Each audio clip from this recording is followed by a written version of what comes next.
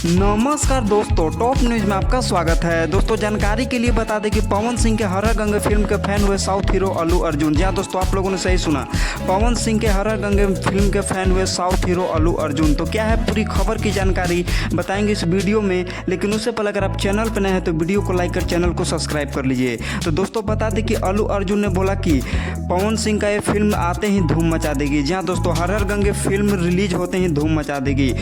दोस्तों अल्लू अर्जुन ने बताया कि ऐसी फिल्म तो हमारे साउथ में भी नहीं बनते। तो दोस्तों जानकारी के लिए बता दें कि इस खबर को सुनकर पवन सिंह के फैंस काफ़ी खुश हैं। जी हाँ दोस्तों, इस खबर को सुनकर पवन सिंह के फैंस काफ़ी खुश हैं। तो दोस्तों बता दें कि पावर स्टार और पवन सिंह और अल्लू अर्जुन का एक साथ में फिल्म भी आने वाला है। जी हाँ दोस्तों, पावर स्टार पवन सिंह और अल्लू अर्जुन का एक साथ में फिल्म भी आने वाला है, जिसका जिक्र पवन सिंह ने अपने इंस्टाग्राम आईडी के माध्यम से किया है। तो दोस्तों इसी तरीके के लेटेस्ट खबर को पाने के लिए चैनल को सब्सक्राइब कर लीजिए। और आप पवन सिंह को कितना पसंद करते हैं कमेंट बॉक्स